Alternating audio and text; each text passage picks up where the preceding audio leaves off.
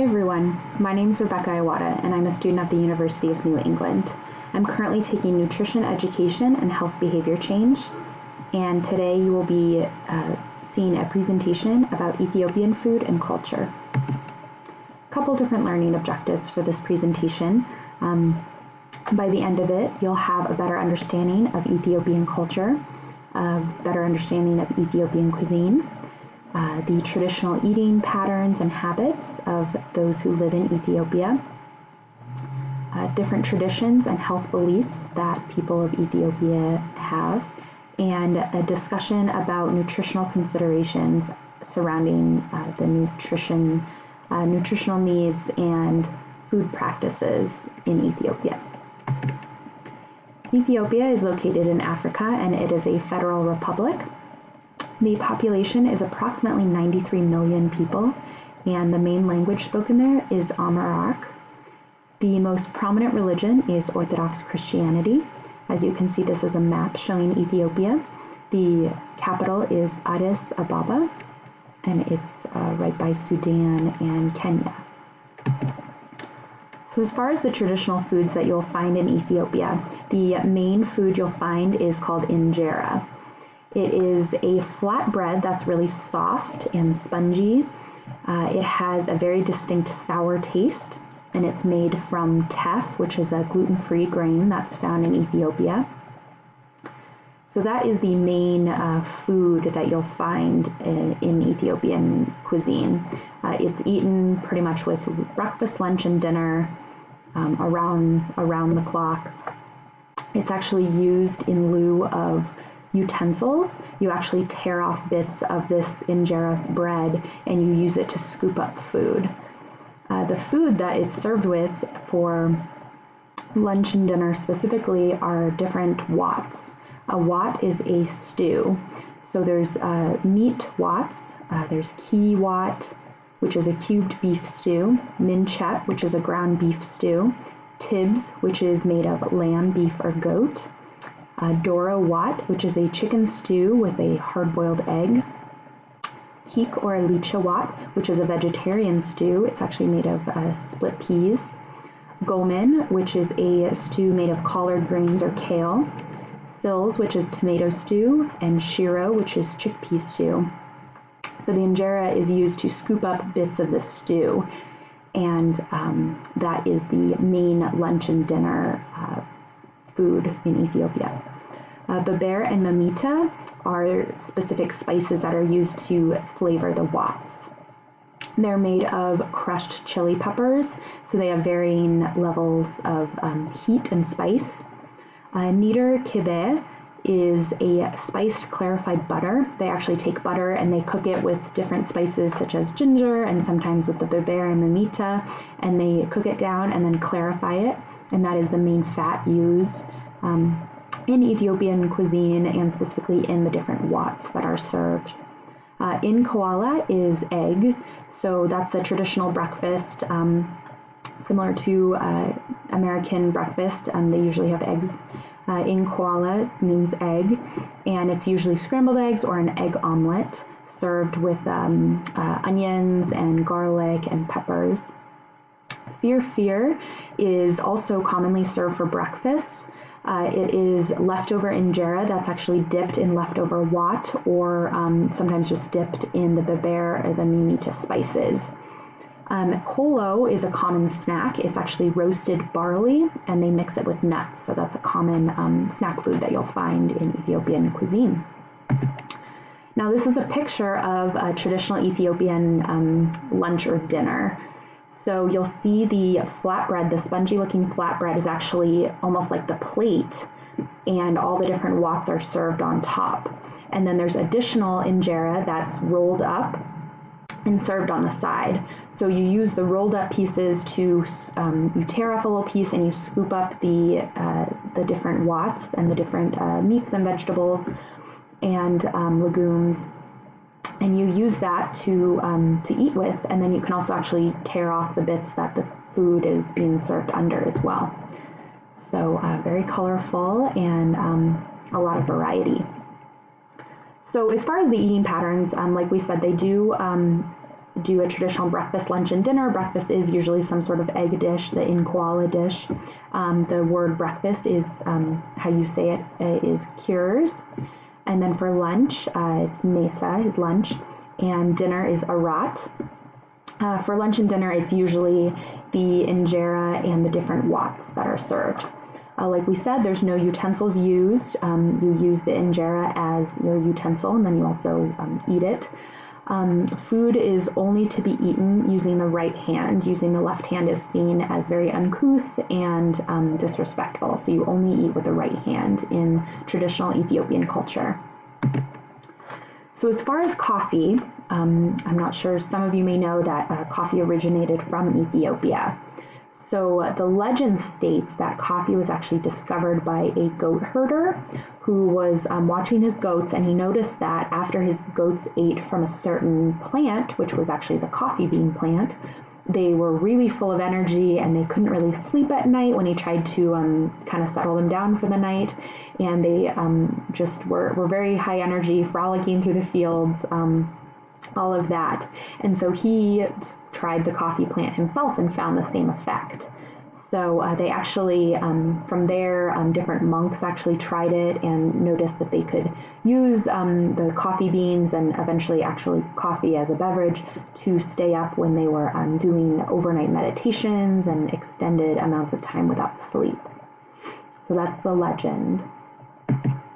As far as the ritual of the coffee ceremony, so since coffee did originate in Ethiopia, there's a very specific ritual, and the ceremony is very important to the Ethiopian culture. So how it works is you go to someone's home and they start the coffee ceremony. The host, it's always a female host, will roast raw coffee beans in a pan, and then she'll crush them, usually by hand. She'll bring them over to the guests and waft the aroma over to them so they can smell the quality of the coffee and the scent of the coffee. They will also burn frankincense during the ceremony in the background. The beans are mixed with boiling water in a jabina, which is a black clay pot. It's steeped for a little bit, and then the 3 different rounds of the coffee is served. So the first one is called a bowl. It's the strongest cup, it's the highest in caffeine, and it's the darkest cup of coffee. And it's always served to the eldest because it's considered the best. Then the same beans are used, but they just refill it with new water. And so the next cup is going to be a little less intense in terms of caffeine and the richness. So the medium cup, it's tona. And the last one is the baraka, which is the weakest cup, and it's actually considered good luck to drink it, even though it's very weak coffee. So coffee is very important to the Ethiopian culture, and refusing to accept an offer of coffee in a traditional Ethiopian home is seen as very disrespectful. As far as traditional health beliefs, the main religion is Orthodox Christianity, like we discussed earlier, and so they fast on Wednesdays and Fridays. So it's not a traditional fast that you may have heard of where they abstain from everything except for water. They actually just fast from meat. So on Wednesdays and Fridays, and then also the day before Easter and Christmas, they fast from meat, and so you'll see that vegetarian fasting plates are offered. So these fasting plates are made up of the injera, of course, and then they're made up of the vegetarian wats, so like the split pea or the gomen, which is the kale or the collard greens, and different things like that. Genfo is also a traditional food and health belief. It's a porridge made from barley or wheat, and it's topped with butter and honey. It's used to, it's eaten for celebrations such as birthdays or weddings. It's also believed to enhance the production of breast milk in a new mother, so they're encouraged to eat it for that reason. Dora wat, we discussed earlier, it's a type of stew made of chicken, and it's served with a hard-boiled egg in it. It's a very extensive, lengthy process. They go to the market in the morning and pick out their live chicken. They butcher the chicken and stew it in a pot with all the spices and different things like that, and the hard-boiled egg. It's a very very important dish to the culture. And so when a young girl is getting ready to be married, she actually will prepare durawat for her fiance and the fiance's family to show her worthiness of a wife. Since it's considered such a complicated, time-extensive dish, she prepares it, and they can see that, okay, they believe, okay, she's worthy to be a wife. Butter is also a traditional health belief. It's actually used to anoint the hair of people as a blessing. So the Ethiopian economy and immigrants in the United States, malnutrition is very widespread in Ethiopia. As of 2017, 8.5 million people in Ethiopia required food assistance, and 376,000 children required some sort of treatment for malnutrition-related diseases.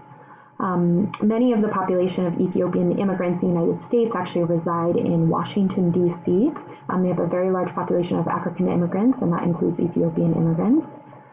Ethiopian food restaurants are popping up all over the United States. They can be found in many states and big cities, and even some of the smaller cities. I live in Tucson, Arizona, and we have 3 different Ethiopian food restaurants here, which is quite interesting. It's very delicious food if you ever have a chance to eat it. Ethiopian food is really appealing to the current food culture in the United States because it offers vegetarian and vegan options, which are very big right now in the United States food culture, and also gluten-free options. Injera, which is the main food, the flatbread is made of teff, which is a gluten-free grain. So it appeals to those who have gluten allergies or prefer to eat gluten-free. So as far as nutritional considerations, the actual traditional foods in Ethiopian culture are fairly well balanced. It's actually a little bit similar to like the Mediterranean diet, where it's proteins, it's a lot of vegetables, it's healthy fats, and it's not a lot of it's just very well balanced. They have their different wots, and they have their gluten-free lighter grains, and they're getting a lot of vegetables in most of their meals, which is great. As far as working with a patient who may be an immigrant from Ethiopia, you would definitely want to assess for malnutrition depending on where they're coming from. Since malnutrition is so widespread, you would really want to make sure that they are not malnourished, and if so, you'll have to make some adjustments with your nutritional counseling and meal plan for them. So you'll want to assess for malnutrition. Make sure that they aren't deficient in any major macro or micronutrients.